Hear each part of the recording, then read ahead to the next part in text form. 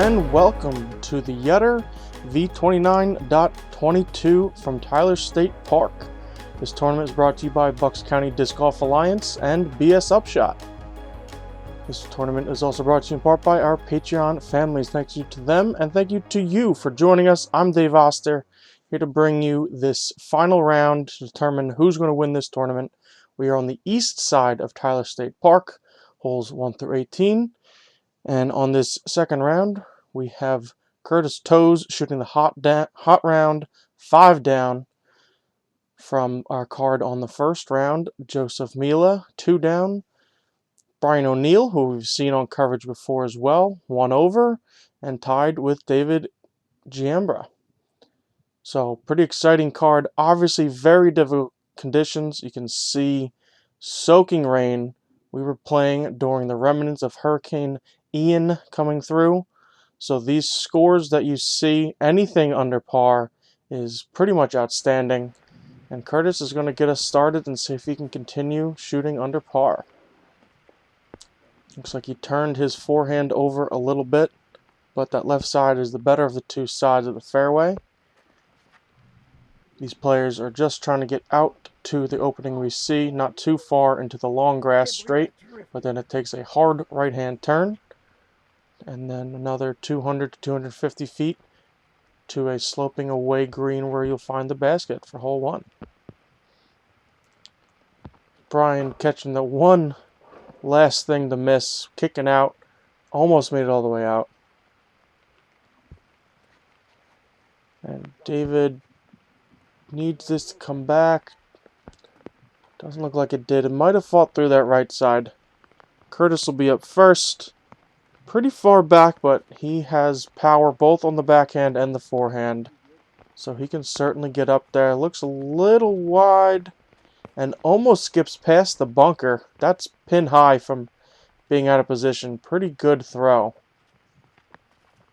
And here's our former world champ, Joe Mela. A little bit closer and gets to the short side of the bunker. We'll see if he has an angle to the pin. Brian O'Neill with probably the best tee shot. You can see the rain coming down. Going with that turnover shot. Pretty high. And lands somewhere right in the middle of the fairway, so it'll work. David was pretty out of position, but gets his disc to skip up to maybe he circles two's edge, so not a bad result from a not great lie. And here's Joe, pretty much just laying up. We can see the rain hitting the lens of the camera. Not a great day to be playing disc golf, or especially filming disc golf, but we were out there. These guys were out there, so we filmed them. Great round. Not great conditions, and we'll see how this one turns out as we continue. These guys pretty much just laying up. Good putt for par by Curtis.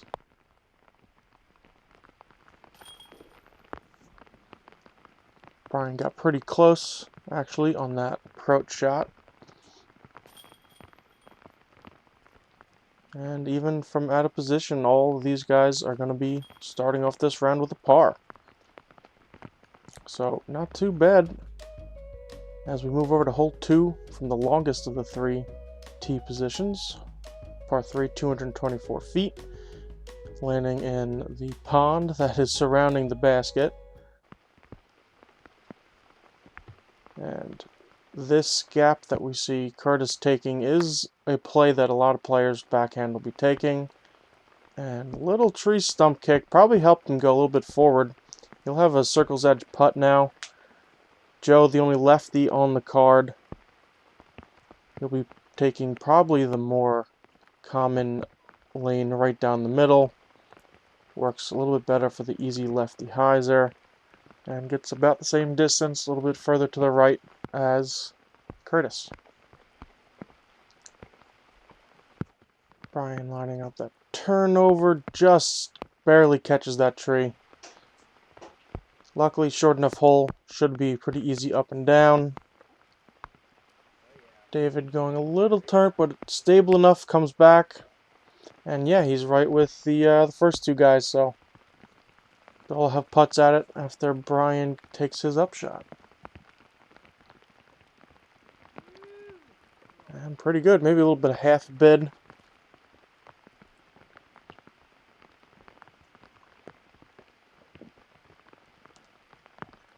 Oh, right side spit out. Looked like it might have came in on a little bit too much Anheuser. David not able to capitalize either. Let's see if Curtis can get the first birdie of the card for the round. Oh, and also right side chains are obviously as wet as everything else is. Could be a factor of the discs just not quite sticking to the chains as they normally would.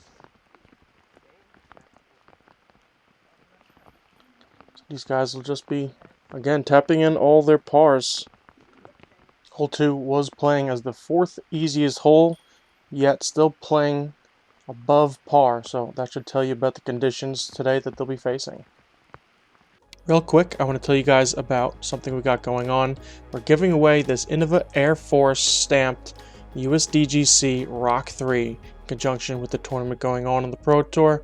It is being given away over on our Patreon, so you can check that out at patreon.com/HyzerMedia. So over to hole 3, our first par 5, 848 feet through the woods. Certainly a difficult hole.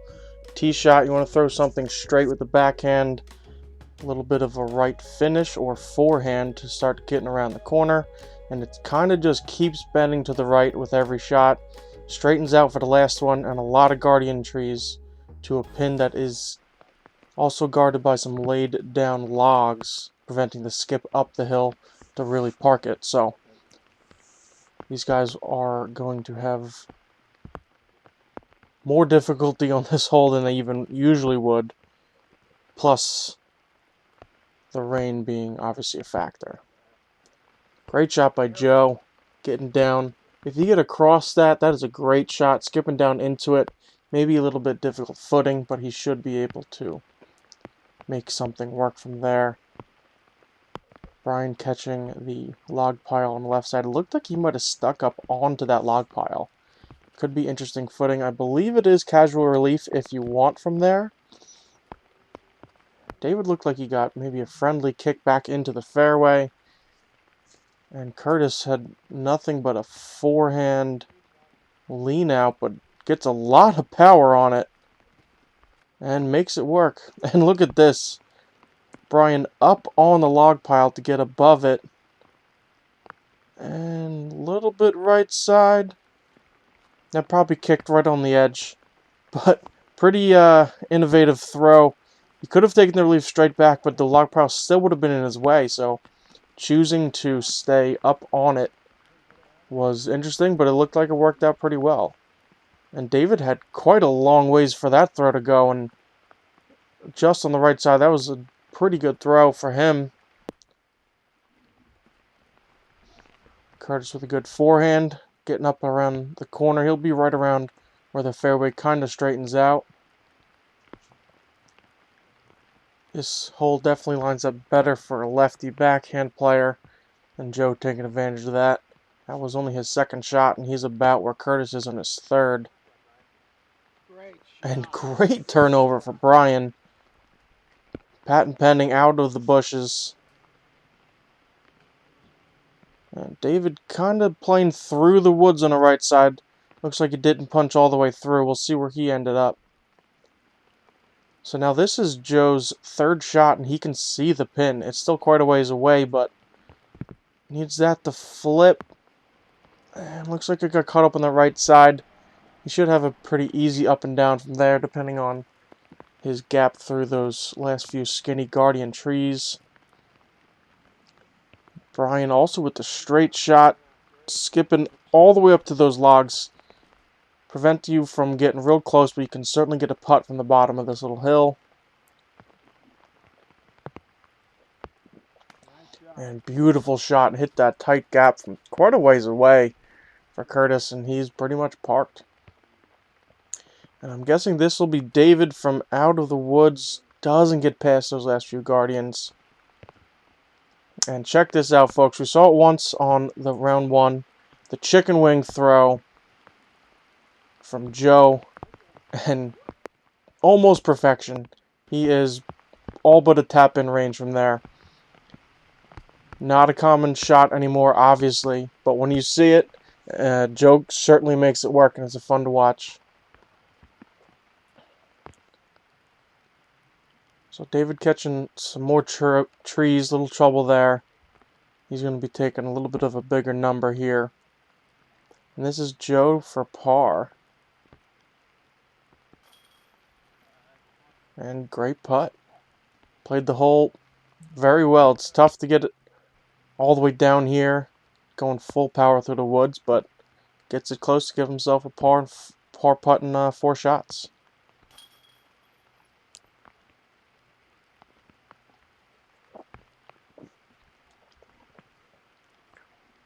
Brian with the unfortunate bogey, but really not that bad on a hole like this, especially today, like I was saying, the conditions. This was playing an entire stroke over par, and now that we've gone through, I can spoil it, not a single birdie was had on this hole today. But there will be other chances. Starting off on hole 4, par 4, only 351 feet, says UDisc, but I think it plays a little bit longer than that, probably closer to 400 around the corner. Very steep down the right side the entire way down to the river. The T signs, if you've ever been to Tyler State Park, all have names for the holes. And great shot for Curtis. This hole is aptly named Soggy Bottom.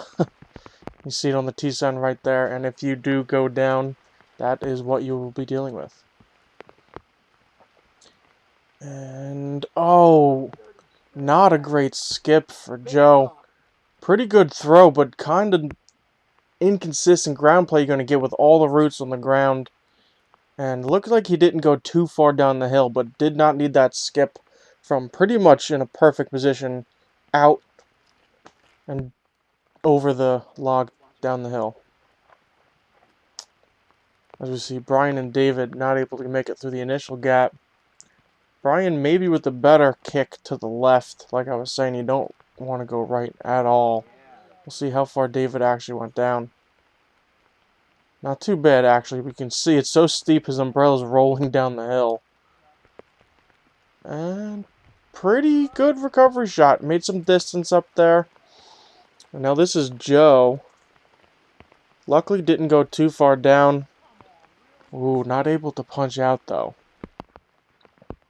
That's gonna be tough. David up near the out of bounds road. Didn't go out of bounds, but certainly able to throw over it.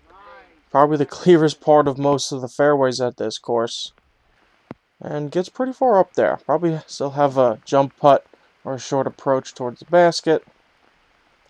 And beautiful turnover for Brian, right up to that fallen log. From there, it's probably no more than 100 feet to the basket. Finally up to Curtis's drive. He has just a straight shot. Needs to miss everything. I think he might have nicked that tree a little bit. It's still going, though. And yeah, that's maybe circle 2, maybe a little outside. See if he has a look at it. And this hole giving Joe some trouble. And it continues. You can see if you're not in this main fairway line, there's not much you can really do. We saw David going up the road as an alternative. And good shot for Joe getting up to there. Stop the bleeding. Nice upshot for Curtis. I believe that'll be him tapping in his par. And good upshot for David too. He had gone back and forth a couple times after that tee shot, but he'll be able to, I believe, salvage a bogey after that. And I believe this is Brian for his birdie putt. Oh, almost rings it up, and kind of scary. You can see Oh, Joe actually went pretty far down. I was saying scary green because rollaways can go all the way down. You can be almost 100 feet below the basket pretty easily. So, other than a little bit for Joe, pretty fortunate the rest of these players not to have gone all the way down.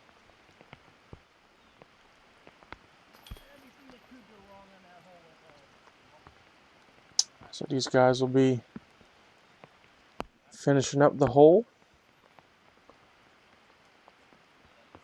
and heading across the walking path to hole 5, par 4, 422 feet. Getting through the gap initially, wanting to land right around here. There's a little dip in the fairway that you want to land around. Setting yourself up to find a gap for your second throw. Left side, center, or right side are all fine, but there'll be different lines you'll be throwing through. So a little bit of distance and kind of a placement shot for these players. And on most holes, right in the middle will be just fine.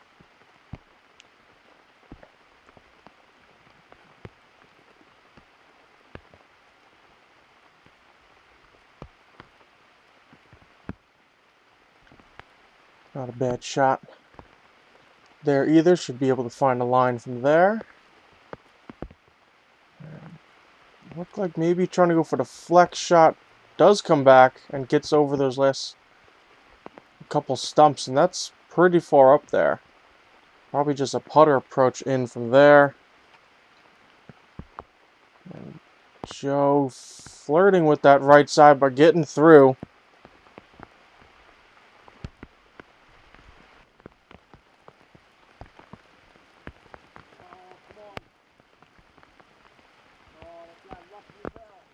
And pretty good upshot from there. Should be able to have a putt. We'll see exactly how close he is once we get up there. And past the basket in 2 for Curtis. Way past the basket. Probably still in circle, but a lot of ground play. This is that hard pan dirt, plus now it's full of water.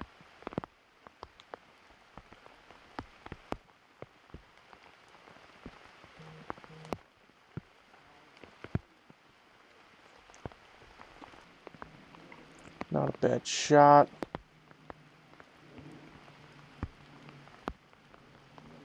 Coming in right next to that big tree next to the basket. He'll have a putt to save that from there. And Brian, a long bid for birdie, maybe. Oh, came in with the right height, just a little bit left side. And Joe for birdie. And nails the putt. First one of the round. Getting back to even par for him. Curtis starting out 1 down after 5 holes. Getting that stroke back. And then David and Brian will just be tapping in their pars.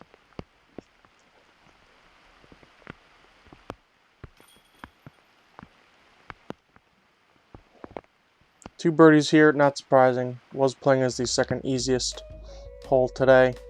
As we move over to the third easiest hole, hole 6, only 400 feet, par 4. Really want to land around those stairs or preferably past it as the fairway bends to the left. Getting further to the right side will help you on your angle approaching the basket in your second shot. Pretty much a big straight or hyzer play. And pretty much what Curtis is doing will be beautiful. He's a little bit left side, but far enough up that he should be able to make something work, but he won't be able to see the basket from there. Further right, you can actually see the basket, which of course always just helps with the depth perception. Joe going with the lefty backhand turnover. Just doesn't get it turned over enough. Difficult hole for that because it has to go straight, probably 250 before it really starts hitting left hard. Oh, and Brian going a little inside, but getting a great kick and roll out into the middle of the fairway. He'll be happy with that for sure. And David going wide right. Needs to come back. I think it did, actually. Just hooked up right at the end. So, Joe going real low. Progressing forward, but not able to get up the fairway. David up near the green. By the road. That is an out-of-bounds road, but stayed safe. And beautiful shot for Brian. That's on the green for his first birdie of the round attempt. And Joe up there as well. He'll have a par putt, but from out of position, not bad. And that is the danger of being too far inside. Curtis trying to bend it around those bushes, gets caught up in there, and now he's still in there, trying to poke through, and does so successfully. So Brian to take the only birdie of the card. Oh, just left side. Curtis with a very similar putt. Hits it in the middle, and that's seemingly what you're going to have to do today with these slippery conditions. The baskets are not going to be doing any favors for these players.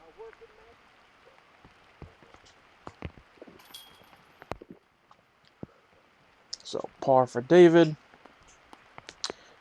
Brian with the tap-in par, but of course going to be upset not getting a stroke back.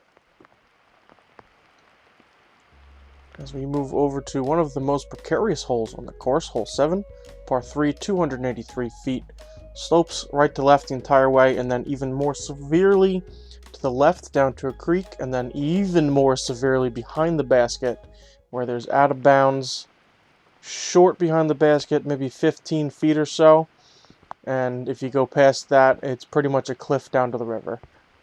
So players certainly are trying to just get close enough on their first to maybe just lay up on their second. Getting it parked in this hole is possible, but certainly more of a risk than on most holes.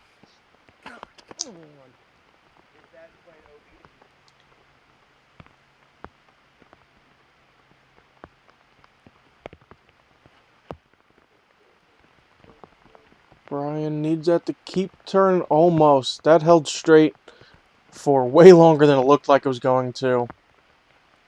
Either needed to hyzer out more or keep turning, and it did neither. Went right in the middle, but most of the way up.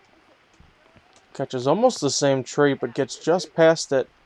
A couple of very well-placed logs keeping David's disc up on top into the fairway. You can see how sloped it is just to the left.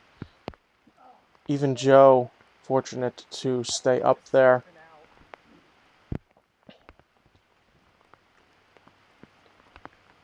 Curtis with just a little forehand throw, and that did go too far. Out of bounds. Like I said, it's very close. Brian with a similar looking shot, but did not go out of bounds. It sat. We can get a kind of a better view the closer we get. And that's where Curtis's went out. Takes it by that log. Luckily, it is a short enough putt that he's able to save the bogey. But back down to even par for the round now. But still, quite a few strokes over the rest of this card. Joe was the closest, is still the closest to him. Had a 3-stroke deficit coming in, but now above par. Curtis has a 6-stroke lead. As we see that river roaring behind hole 7, it goes all the way along the right side of hole 8. Obviously out of bounds all the way. And right by the basket, an easy kick can leave you out of bounds, and by the speed of that water, you are not getting your disc back anytime soon. Hopefully your name's on it, and someone in the next county will give you a call. And good shot for Brian. You're just trying to kind of get to the crest of that hill before it starts to go down. And it looks like, yep, he did that. Get a little roll.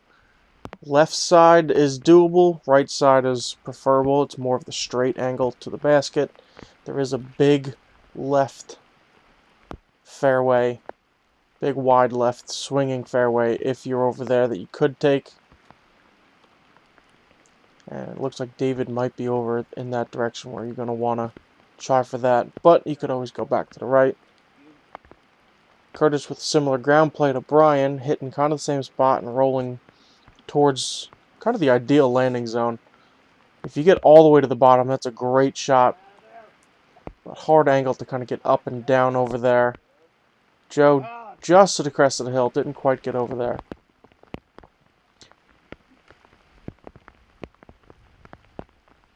And David not clearing that log. I'm not sure exactly where that ended up, but it looks like he didn't progress very far. Curtis going around that big tree and just past that middle bunker. He'll have maybe a circle 2 look for the putt if he's not all the way in those trees on the left side. And Brian pushing through, and that's 15 feet, and that should be a pretty easy birdie putt for him. David with a great recovery shot, putting him back in a position to save the par. Joe in that left side bunker. Let's go a little early, but gets a fortunate kick towards the basket. The river is just right there on that right side. Could have easily been a much different result. And Curtis with the great putt. The emotion out of Curtis is always a very fun thing to watch. We've had him on coverage plenty of times, and he is an exciting player, to say the least, both in skill and his reactions to good throws, good putts. And he's got a 7-stroke lead on the card now, so it's working for him.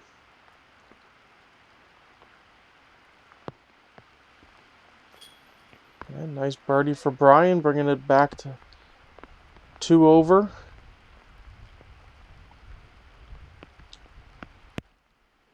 Joe tapping in his putt. Not quite a tap in, but anything with this super elevated basket, can't quite call a tap in, but a tap in distance nonetheless.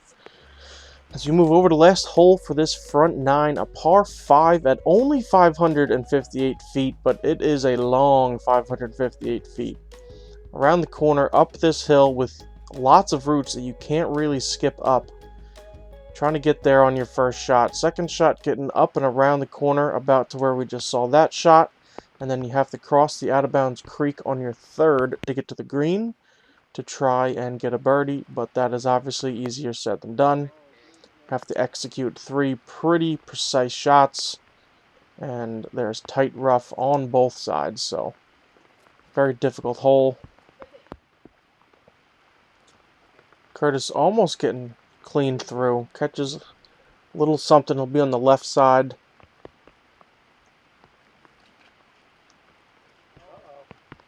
David turning it over.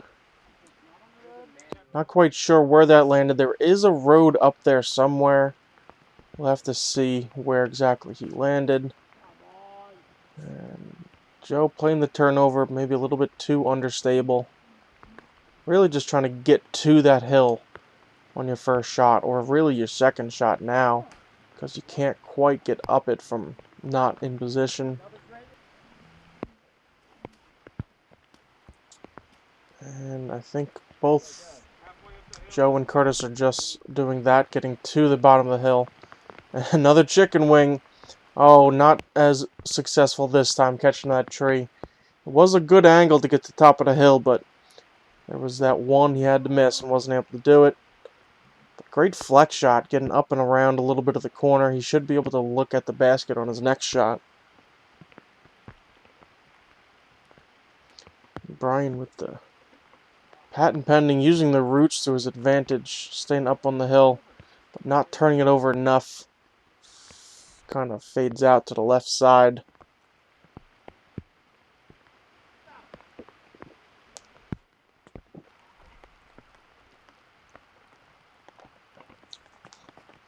And pulls it, too far right.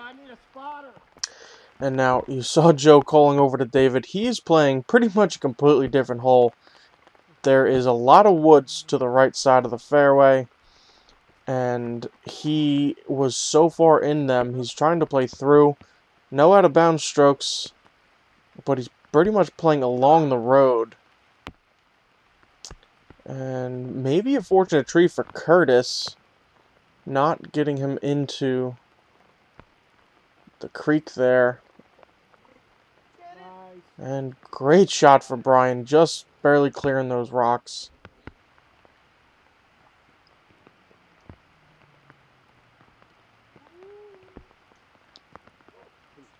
Barely clearing the creek.